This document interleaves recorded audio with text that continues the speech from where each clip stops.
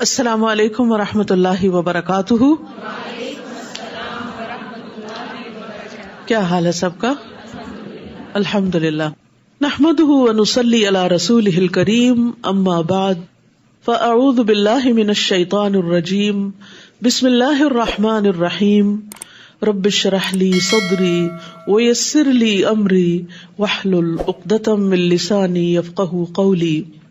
کوئی بھی عمل جو ہم اچھی نیت کے ساتھ شروع کرتے ہیں اس کا پھل بھی اچھا ہوتا ہے، کیونکہ جیسا بیج ڈالا جاتا ہے ویسا ہی پھل نکلتا ہے.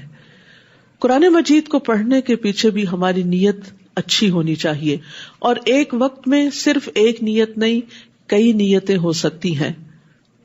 تو سوال یہ پیدا ہوتا ہے کہ جب آپ قرآن پڑھ رہے ہو تو آپ کی نیت کیا ہونی چاہیے؟ نمبر 1، اللہ کی رضا. اللہ کا کلام اللہ سبحانہ وتعالیٰ کی خوشی کے لیے پڑھنا چاہیے. پھر نمبر 2، نیکیوں میں اضافہ کرنے کے لیے. اس کو ایک تجارت سمجھیں کہ جیسے آپ ایک بزنس کرنے کے لیے آئے ہیں، کیونکہ قرآن مجید میں آتا ہے ان الذین یتلون کتاب اللہ واقاموا الصلاۃ وانفقوا مما رزقناہم سرا وعلانیۃ یرجون تجارۃ لن تبور. بے شک جو لوگ اللہ کی کتاب پڑھتے ہیں اور وہ نماز قائم کرتے ہیں اور اس میں سے جو ہم نے انہیں دیا پوشیدہ اور ظاہر خرچ کرتے ہیں، وہ ایسی تجارت کی امید رکھتے ہیں جو کبھی برباد نہ ہوگی. جو تجارت آپ کر رہے ہیں یہ کبھی بھی ضائع نہیں ہوگی، اس میں سے نفع ہی نفع نکلتا رہے گا.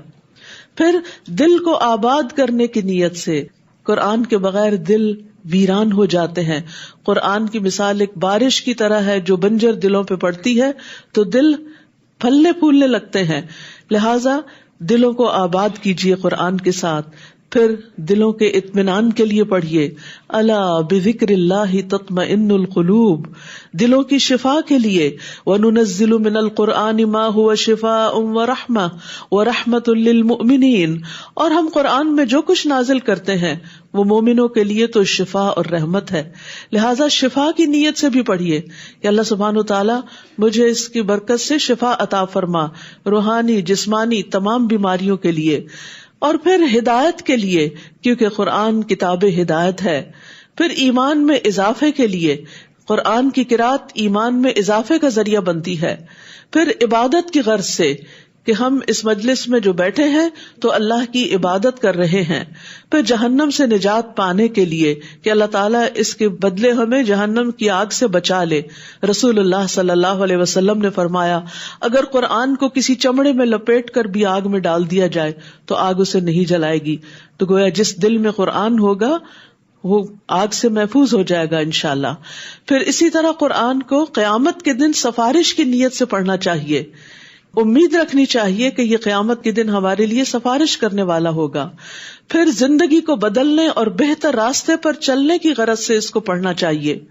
اور پھر دنیا اور آخرت کے فائدے کے لیے اور آخرت میں خاص طور پر جنت الفردوس حاصل کرنے کے لیے. ابن قیم کہتے ہیں کسی بھی بندے کے لیے قرآن کی قرأت، اس میں لمبا غور و فکر کرنے اور اپنی سوچ کو آیات کے معنی پر مرکوز کرنے سے بڑھ کر اس کی زندگی میں اور آخرت میں کوئی چیز اس سے زیادہ فائدہ مند اور اس کی نجات کو اس سے زیادہ قریب کرنے والی نہیں. یعنی قرآن کی قرأت، قرآن کا سمجھنا سب سے زیادہ فائدہ مند کام ہے. تو آئیے ہم دوسرے پارے کا آغاز کرتے ہیں. اعوذ باللہ من الشیطان الرجیم. بسم اللہ الرحمن الرحیم. سيقول السفهاء من الناس ما ولاهم عن قبلتهم التي كانوا عليها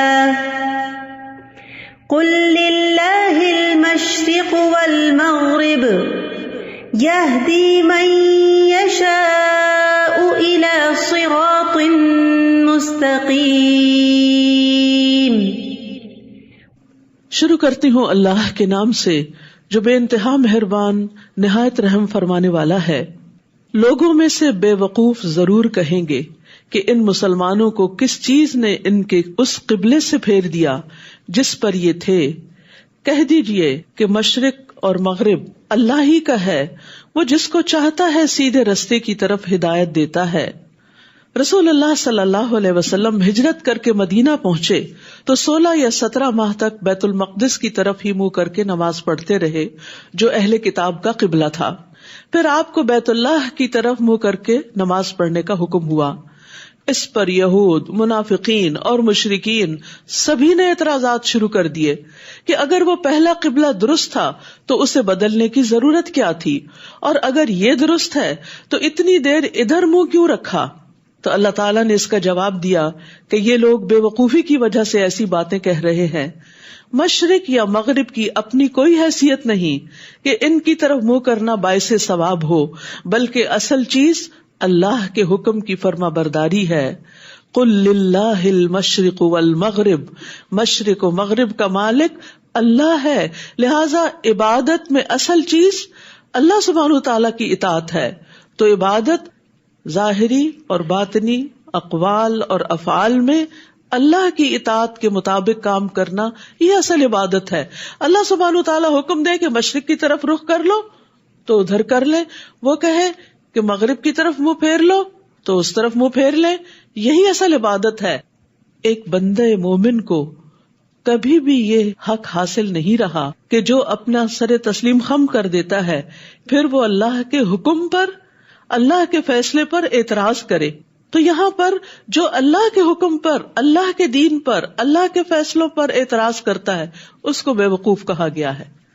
یہاں سے ایک اور بات بھی سیکھنے کی ہے کہ اگر لوگ اللہ سبحانہ تعالیٰ کے فیصلوں پر اعتراض کرتے ہیں تو کیا آپ پر کبھی کوئی اعتراض نہیں کرے گا جب آپ 100% درست بھی ہوں؟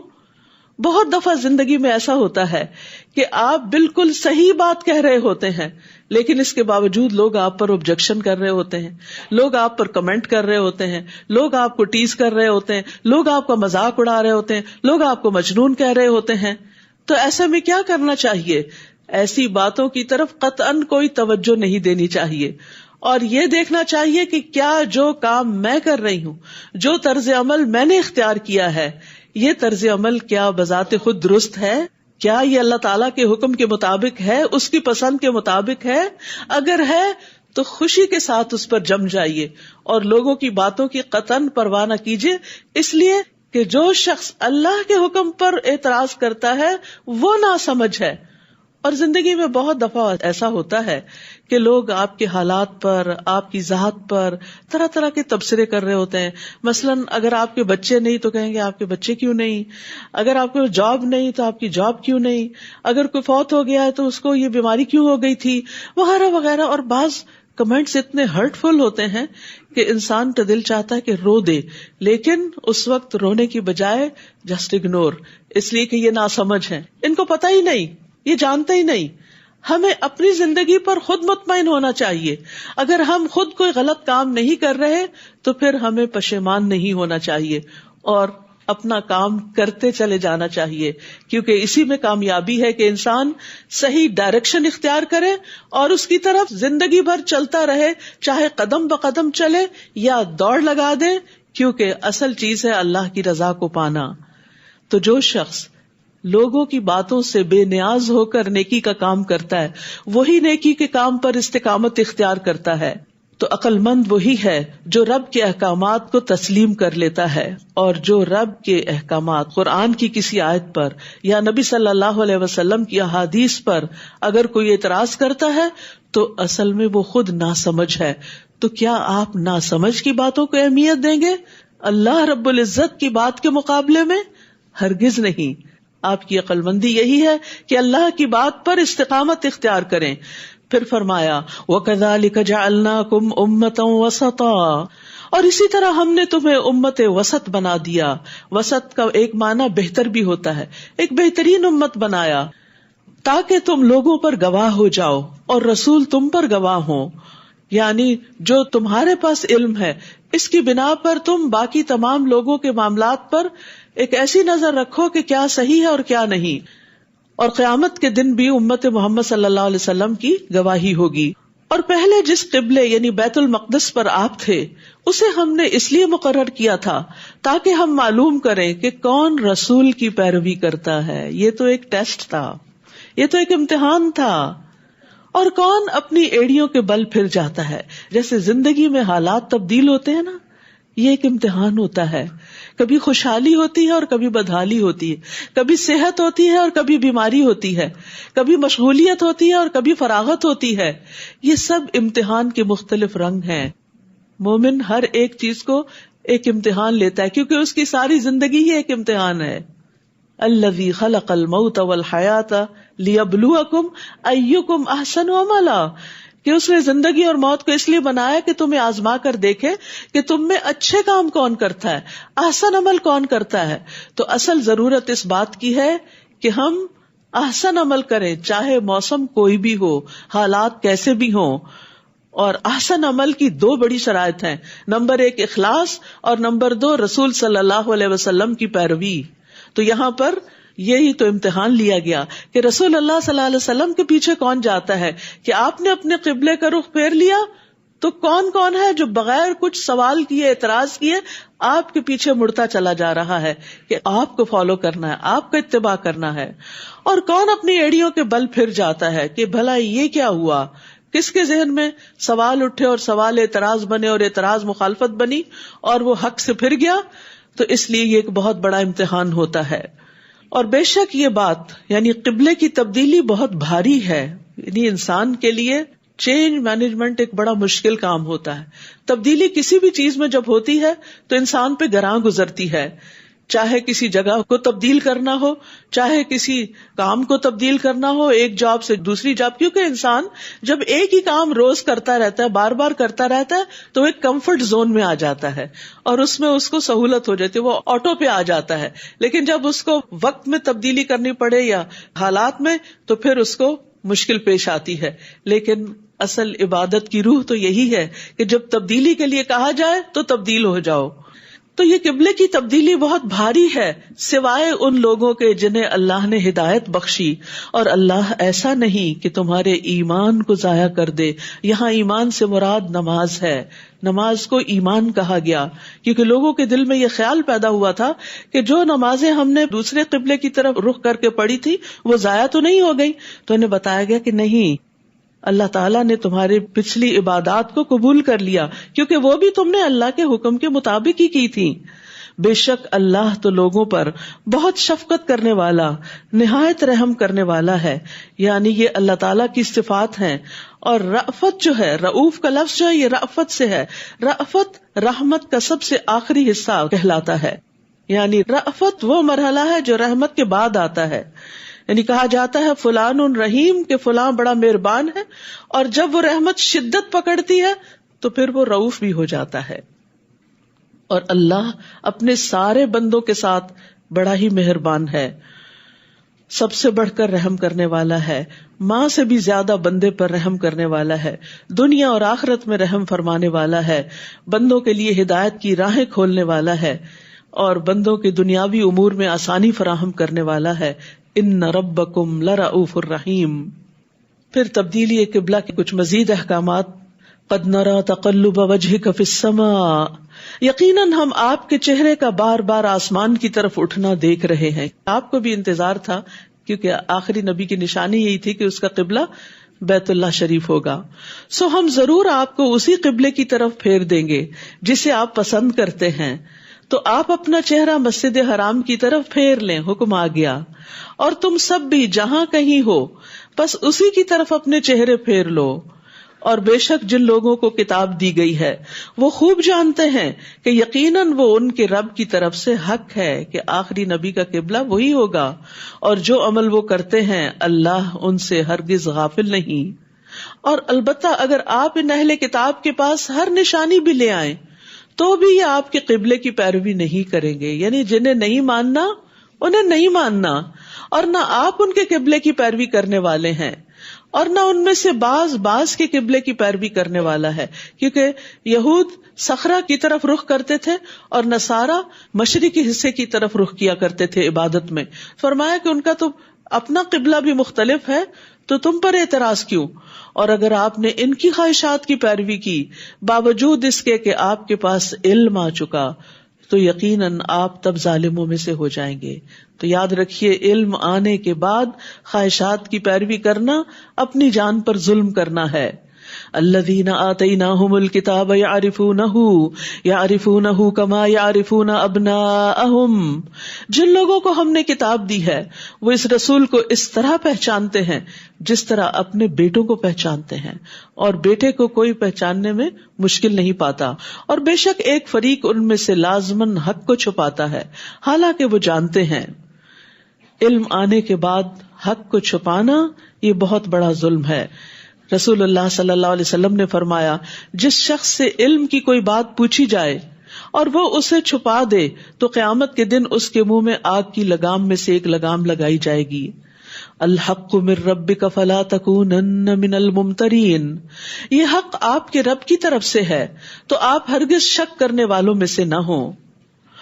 وَلِكُلٍّ وِجْهَةٌ هُوَ مُوَلِّيهَا فَاسْتَبِقُوا الْخَيْرَاتِ، اور ہر ایک کے لیے ایک سمت مقرر ہے جدھر وہ رخ کرتا ہے. یعنی ہر انسان کی زندگی کا ایک سینٹر آف لائف ہے جس کی طرف وہ پلٹ پلٹ کر جاتا ہے. تمہارا سینٹر آف لائف کیا ہونا چاہیے؟ تمہاری کوشش اور تمہاری طلب اور تڑپ کس طرف ہونی چاہیے؟ فَاسْتَبِقُوا الْخَيْرَاتِ، تم خیرات، نیکیوں میں، خیر کے کاموں میں، بھلائی کے کاموں میں آگے بڑھو. ہم سب بھی سوچیں کہ ہمارا سینٹر آف لائف کیا ہے. جب ہم فارغ ہوتے ہیں، جب ہم اپنی تھکاوٹ دور کرنا چاہتے ہیں، جب ہم ریلیکس ہونا چاہتے ہیں، جب ہم خوش ہونا چاہتے ہیں، تو کس طرف رجوع کرتے ہیں؟ کیا اٹھاتے ہیں؟ Cell phone, screen. اب ہم فارغ ہوئے، اب ہم ذرا مزہ کرتے ہیں، اور کبھی ادھر گھومتے پھرتے ہیں، کبھی ادھر سیر کرتے ہیں. پہلے سیر کرنے کے لیے باہر نکلنا پڑتا تھا، اب یہ کہ بیٹھے بیٹھے ہی سیر ہو جاتی، لیٹے لیٹے ہی سیر ہو جاتی. تو ہم سب کو یہ دیکھنا چاہیے کہ جب ہم فارغ ہوتے ہیں، جب ہم انجوائے کرنا چاہتے ہیں، تو ہماری زندگی میں وہ کون سی چیز ہے کہ جو ہمیں واقعی خوشی بخشتی ہے، راحت بخشتی؟ کیا وہ اللہ کا ذکر ہے؟ کیا وہ اللہ کا کلام قرآن ہے؟ کیا وہ کوئی ذکر کی مجلس ہے؟ کیا وہ کوئی نیک صالح صحبت ہے؟ وہ کیا چیز ہے کہ جس کی طرف ہم دوڑتے ہیں؟ تو مومن کو نیکیوں کی طرف دوڑتے چلے جانا چاہیے کہ نیکی کا کوئی بھی کام ہو وہ شوق سے اس کی طرف بڑھے. اور فاستبقوا، سباق عربی میں کہتے ہیں دوڑ لگانے کو، یعنی جلدی چلو اس طرف. جہاں کہیں بھی تم ہوگے اللہ تم سب کو لے آئے گا. بے شک اللہ ہر چیز پر خوب قدرت رکھنے والا ہے. ضروری نہیں کہ ہر ایک کے لیے سیل ہی سب سے اہم ہو. کچھ لوگوں کے لیے ان کا مال، ان کا بزنس، ان کی جاب بڑی اہم ہوتی ہے، ہر چیز اس کے گرد گھومتی ہے. کچھ لوگوں کے لیے ان کی اولاد بڑی اہم ہوتی ہے، وہ سارا وقت، ان کی توجہ، ان کی محبت، ان کا مال، ان کا وقت اسی کے اندر لگ رہا ہوتا ہے. تو دیکھیے کہ آپ کی زندگی میں کون سی چیز ہے جس میں آپ کا مال بھی لگ رہا ہے، آپ کی جان بھی لگ رہی، آپ کا وقت بھی لگ رہا، آپ کا شوق لگ رہا، آپ کا جذبہ، آپ کی ہر چیز وہاں انویسٹ ہو رہی ہے. اور وہ کیا ہونا چاہیے؟ فاستبقوا الخیرات. تو یہ کی ورڈ ہے آج کا، فاستبقوا الخیرات. نیکیوں کی طرف دوڑ لگانا میری زندگی کا مقصد ہے. اور آپ جہاں کہیں سے بھی نکلیں، نماز میں اپنا چہرہ مسجد حرام کی طرف کر لیں. اس پہ علماء کا اتفاق ہے کہ فرض نماز کے وقت کہیں پر بھی آپ ہوں، قبلے کی طرف رخ کرنا لازم ہے، اس کے بغیر نماز نہیں ہوتی. اور بے شک وہ آپ کے رب کی طرف سے یقیناً حق ہے، اور جو عمل تم کرتے ہو اللہ اس سے غافل نہیں ہے. اور جہاں کہیں سے بھی آپ نکلیں اپنا چہرہ مسجد حرام کی طرف پھیر لیں. اور تم سب جہاں بھی ہو اپنے چہرے اسی مسجد کی طرف پھیر لیا کرو تاکہ لوگوں کے پاس تمہارے خلاف کوئی حجت نہ رہے. مگر جن لوگوں نے ان میں سے ظلم کیا ہے تو ان سے نہ ڈرو اور مجھ سے ڈرتے رہو، اور تاکہ میں تم پر اپنی نعمت تمام کر دوں اور تاکہ تم ہدایت پا جاؤ. فلا تخشوہم واخشونی، لوگوں سے نہیں ڈرو، لوگوں سے نہیں ڈرو، اللہ سے ڈرو. اور جو اللہ سے ڈرے گا پھر وہ اللہ کی طرف راغب ہوگا، اور جو اللہ کی طرف راغب ہوگا وہ اس کے احکامات کی پابندی کرے گا، اور پھر اللہ اس پر اپنی نعمت تمام کرے گا. اللہ اس کو اپنی طرف آنے کا راستہ، ہدایت کا راستہ دکھا دے گا. تو یاد رکھیے اللہ کی خشیت علم والوں کا شعار ہوتی ہے. انبیاء کی صفت وَيَخْشَوْنَهُ وَلَا يَخْشَوْنَ أَحَدًا إِلَّا اللَّهَ، کہ وہ اللہ سے ڈرتے ہیں اور اللہ کے سوا کسی سے نہیں ڈرتے. فرشتوں کی صفت وَهُم مِّن خَشْيَتِهِ مُشْفِقُونَ، کہ وہ اسی کے خوف سے ڈرنے والے ہیں. متقین کی صفت، متقین کون ہیں؟ وَذِكْرًا لِّلْمُتَّقِينَ الَّذِينَ يَخْشَوْنَ رَبَّهُم، جو اپنے رب سے ڈرتے ہیں. تو ایمان والوں کو لوگوں سے ڈرنے کی بجائے اللہ سے ڈرنا چاہیے، اور دین کے معاملے میں اللہ پر بھروسہ کرنا چاہیے اور اللہ کی اطاعت کرتے رہنا چاہیے.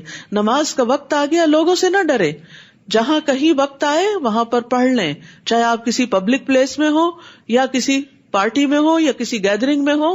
اللہ کی طرف سے پکار آئے تو فوراً لبیک کہیں. حجاب کی بات ہو، حلال کمانے کی بات ہو، کوئی بھی چیز ہو، حق بیان کرنے کی بات ہو، اللہ سبحانہ تعالیٰ کی طرف ہی رجوع کرے، کیونکہ اللہ کا ڈر نجات کا ذریعہ ہے. رسول اللہ صلی اللہ علیہ وسلم نے فرمایا 3 چیزیں نجات دینے والی ہیں، جن میں سے ایک چھپے اور ظاہر میں اللہ کی خشیت، یعنی سب کے سامنے بھی اور تنہائی میں بھی. حدیث میں آتا ہے وہ آدمی آگ میں داخل نہ ہوگا جو اللہ کے ڈر سے رویا، یہاں تک کہ دودھ تھن میں واپس چلا جائے، یعنی لازمن آگ سے بچ جائے گا انشاءاللہ. پھر فرمایا کما ارسلنا فیکم رسولا منکم یتلو علیکم آیاتنا ویزکیکم ویعلمکم الکتاب والحکمہ ویعلمکم ما لم تکونوا تعلمون. اور جس طرح ہم نے تمہارے اندر تم ہی میں سے ایک رسول بھیجا ہے جو تم پر ہماری آیات کی تلاوت کرتا ہے اور تمہارا تزکیہ کرتا ہے اور تمہیں کتاب و حکمت کی تعلیم دیتا ہے اور تمہیں وہ کچھ سکھاتا ہے جو تم نہیں جانتے تھے. تو اللہ سبحانہ وتعالیٰ نے مومنوں کی ہدایت کے لیے ان کے اندر ایک رول ماڈل بھیجا، ایک رسول بھیجا جو 4 کام کرتا ہے: آیات کی تلاوت، تزکیہ، کتاب و حکمت کی تعلیم. لہذا آپ کے امتی ہونے کی حیثیت سے یہی ہمارا مشن بھی ہونا چاہیے کہ ہم اللہ کی کتاب کو پڑھیں بھی، پڑھائیں بھی، اللہ کے رسول صلی اللہ علیہ وسلم کی حکمت کے ساتھ بھی بہترین معاملہ کریں. اور پھر ان سب چیزوں کے پڑھنے پڑھانے کا مقصد کیا ہو؟ یعنی تلاوت برائے تلاوت نہ ہو، تعلیم برائے تعلیم نہ ہو، بلکہ مقصود آؤٹ کم تزکیہ ہو کہ انسان ظاہر اور باطن میں سنور جائے. تزکیہ سنوارنے کے عمل کو کہتے ہیں کہ انسان پہلے سے زیادہ مینر فل ہو جائے، اس کے اندر بہترین اخلاق آ جائے، اس کا کردار چمک اٹھے، وہ ایک بہترین انسان بن جائے جو لوگوں کے لیے خیر کا باعث ہو. فَاذْكُرُونِي أَذْكُرْكُمْ وَاشْكُرُوا لِي وَلَا تَكْفُرُونَ. بس تم میرا ذکر کرو، میں تمہارا ذکر کروں گا. تم مجھے یاد رکھو، میں تمہیں یاد رکھوں گا، اور تم میرا شکر ادا کرو اور میری ناشکری نہ کرو. ایمان والوں کو کیا حکم ہے؟ وَاذْكُرُوا اللَّهَ كَثِيرًا لَعَلَّكُمْ تُفْلِحُونَ. اور اللہ کو کثرت سے یاد کرو تاکہ تم فلاح پاؤ، کامیاب ہو جاؤ. یاد رکھیے اللہ کا ذکر جو ہے وہ ہر چیز سے بہتر چیز ہے. بہترین عمل یہ ہے کہ انسان جب دنیا سے رخصت ہو تو اس کی زبان پر اللہ ہی کا ذکر ہو. اللہ کے ساتھ جب ملاقات ہو، انسان موت کے وقت میں جب اللہ کی طرف جا رہا ہو تو ذکر کرتا ہوا جائے، اللہ کو یاد کرتا ہوا جائے. اور اللہ تعالیٰ فرماتے ہیں میں اپنے بندے کے ساتھ ہوتا ہوں جب تک وہ مجھے یاد کرتا ہے اور میری یاد میں اپنے دونوں ہونٹ ہلاتا رہتا ہے. اور یہ بھی یاد رکھیے کہ جس طرح کا ذکر ہم کریں گے ویسا ہی ذکر ہمارا بھی ہوگا. ذکر سے انسان کا ایمان بھی بڑھتا ہے، اللہ کا قرب بھی بڑھتا ہے، اللہ کی محبت بھی بڑھتی ہے، اللہ کی خشیت بھی بڑھتی ہے. بے شمار فائدے ہیں اس کے. اور اس کی بہترین شکل نماز ہے. یا ایھا الذین آمنوا، اے لوگو جو ایمان لائے ہو، استعینوا بالصبر والصلاۃ، صبر اور نماز کے ساتھ مدد طلب کرو. ان اللہ مع الصابرین، بے شک اللہ صبر کرنے والوں کے ساتھ ہے. ذکر اور شکر کے بعد یہاں پر صبر کا ذکر آیا ہے. جس انسان کی زندگی میں یہ 3 چیزیں شامل ہو جائیں وہ خوشحال ترین انسان ہے. ذکر، شکر، صبر. ذکر اللہ کی یاد، شکر اللہ کی نعمتوں پر محبت کا رویہ، بہترین عملی رویہ، اور مشکلات آنے پر صبر کا رویہ. اور ان سب چیزوں میں مددگار ہوتی ہے نماز. ان اللہ مع الصابرین، بے شک اللہ صبر کرنے والوں کے ساتھ ہے. ایسے لوگوں کو اللہ کی مدد حاصل ہوگی. وَلَا تَقُولُوا لِمَن يُقْتَلُ فِي سَبِيلِ اللَّهِ أَمْوَاتٌ بَلْ أَحْيَاءٌ وَلَٰكِن لَّا تَشْعُرُونَ. سب سے زیادہ صبر انسان موت کے صدمے پر کرتا ہے، اور کرنا چاہیے، کیونکہ موت کے بعد پھر کچھ واپس نہیں آتا. تو یہاں پر شہادت کی بات کی گئی کہ جو لوگ اللہ کے راستے میں مارے جائیں انہیں مردہ نہ کہو. یعنی صبر کرنے کے لیے اصل میں چاہیے کیا ہوتا ہے؟ سب سے پہلے اپنی سوچ بدلنی ہوتی ہے. جب آپ کی تھنکنگ پازیٹیو ہو جاتی تو آپ کو صبر کرنا آ جاتا ہے. آپ کسی بھی حادثے، کسی بھی مصیبت کا مثبت رخ جب دیکھنے لگتے ہیں، اس میں خیر تلاش کرنے لگتے ہیں تو آپ کا دل ٹھہر جاتا ہے، آپ کو صبر آ جاتا ہے. اسی لیے یہاں پر اللہ کے راستے میں موت کو زندگی کہہ کے، موت کو زندگی کا بالکل الٹ بات، تو اس سے صبر دلایا گیا، صبر کے لیے کلو دیا گیا. وہ زندہ ہے، یعنی جو لوگ اللہ کی خاطر اپنی جان دے دیں وہ مرتے نہیں ہوتے، وہ زندہ ہے. لیکن تم شعور نہیں رکھتے، تمہیں یہ بات سمجھ نہیں آتی کہ موت زندگی کیسے ہو سکتی ہے. اور یاد رکھو صبر تو زندگی بھر کرتے ہی رہنا پڑے گا، کیونکہ زندگی میں آزمائشیں آئیں گی. کون کون سی آزمائشیں؟ وَلَنَبْلُوَنَّكُمْ بِشَيْءٍ مِّنَ الْخَوْفِ وَالْجُوعِ وَنَقْصٍ مِّنَ الْأَمْوَالِ وَالْأَنفُسِ وَالثَّمَرَاتِ وَبَشِّرِ الصَّابِرِينَ. اور ہم تمہیں خوف اور بھوک اور مالوں اور جانوں اور پھلوں کی کمی میں سے کسی نہ کسی چیز کے ساتھ ضرور بس ضرور آزمائیں گے، اور صبر کرنے والوں کو خوشخبری دے دیجئے. یعنی کبھی خوف ہوگا جیسے دشمن کا خوف، فیوچر کا خوف، کبھی بھوک ہوگی کہ انسان کی کوئی جاب چلی جائے، کبھی فاقہ ہو جائے، کبھی مال کا نقصان ہو جائے، کبھی اولاد یا کسی جان کا نقصان ہو جائے، یعنی کوئی فوت ہو جائے عزیز پیارا. اور پھل تو ہر چیز کا آؤٹ کم ہوتا ہے کہ انسان کی ساری زندگی کی محنت کبھی اس کے سامنے برباد ہو جائے. پھل ہوتا ہے کسی بھی کام محنت کے بعد جو آخری نتیجہ ہوتا ہے، یعنی ساری زندگی ایک چیز پر کام کیا اور جب آخری نتیجہ آیا تو اس کا پھل کھانا نصیب نہ ہوا تو وہ انسان کے لیے بڑا تکلیف دہ مرحلہ ہوتا ہے. تو اس سے بھی آزمائش ہو سکتی ہے. مثلاً والدین نے اپنے بچے کو بچپن سے بہت اچھی تربیت دی، پڑھایا لکھایا، اس کو ہر طرح کے قابل بنایا. جب وہ بڑا ہوا اس کی بہترین جاب لگ گئی کہ اچانک ایکسیڈنٹ میں فوت ہو تو پھل چلا گیا، یعنی وہ محنتوں کا پھل تھا. اولاد سب سے بہترین پھل ہوتی ہے انسان کا، بہترین کمائی ہوتی ہے انسان کی. وہ چلا گیا، یہ کیا ہوا؟ پھر انسان کہتے ہیں یہ ایسا نہیں ہونا چاہیے. نہیں، آپ نے اس پر محنت کی، آپ کی محنت کا ایک لمحہ بھی ضائع نہیں ہوا. لیکن وہ تو اللہ کی امانت تھی، وہ تو جس کا تھا اس نے لے لیا، اعتراض نہیں کر سکتے. اب تو صبر کرنا ہوگا، اور جو صبر کرے گا اس کے لیے اجر ہی اجر ہے. کل قیامت کے دن صبر کرنے والوں کو اتنا بڑا اجر ملے گا کہ انسان اس کا اندازہ بھی نہیں کر سکتا. انما یوفی الصابرون اجرہم بغیر حساب. اس وقت انسان کہے گا کاش دنیا میں سارے بیٹے چلے جاتے. ایسا کہنا تو نہیں چاہیے، لیکن جب وہ اجر دیکھتا ہے انسان تو پھر سوچتا ہے کہ یہ کیا، میں کیا سمجھتا تھا، میں کس بھول میں تھا کہ وہ ضائع ہو گیا، وہ میری آنکھوں سے اوجھل ہوا تو کہیں ختم ہو گیا. نہیں، وہ اللہ نے اجر کی شکل میں سمیٹ لیا، لیکن شرط یہ ہے کہ اگر تم نے صبر کیا. تو یاد رکھیے کہ ہر انسان کی آزمائش ہوتی ہے کسی نہ کسی چیز سے. ہر شخص کبھی خوف کا شکار ہوتا ہے، جیسے موسیٰ خوف کا شکار ہوئی موسیٰ علیہ السلام کو دریا میں بہا کر. تمام انبیاء کسی نہ کسی طرح، جیسے موسیٰ علیہ السلام بنی اسرائیل کو لے کر نکلے تھے تو ڈر گئے سارے کے سارے. انا لمدرکون، فرعونی آگے ہمارے پیچھے مار ڈالیں گے ہمیں، اب تو ہم پھنس گئے، آگے دریا ہے پیچھے دشمن ہے. تو ایسی سچویشن زندگی میں آتی رہتی ہیں، لیکن صبر کرنے والوں کے لیے خوشخبری ہے، اس میں خیر کثیر ہے، بے حساب اجر ہے، مغفرت ہے.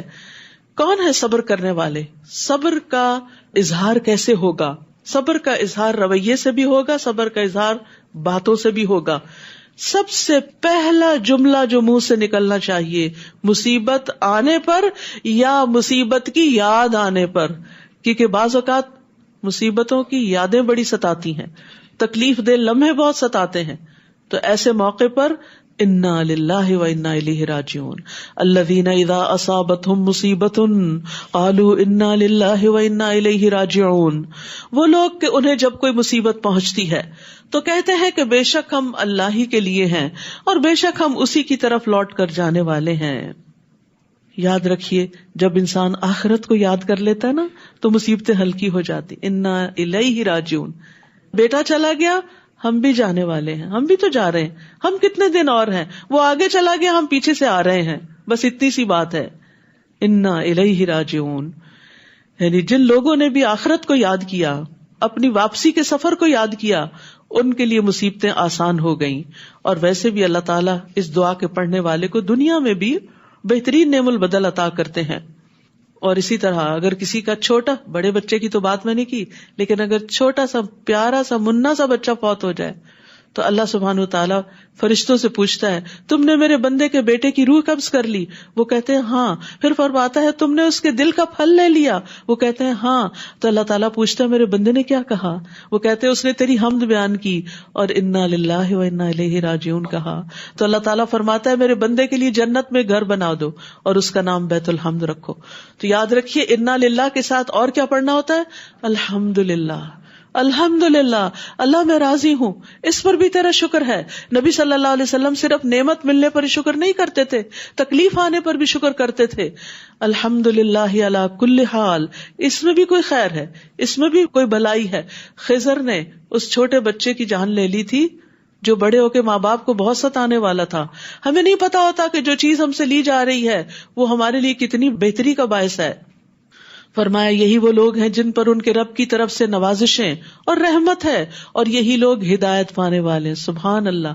3 نعمتیں صبر کرنے والوں کو، اللہ کی رضا، اللہ کی رحمت اور ہدایت،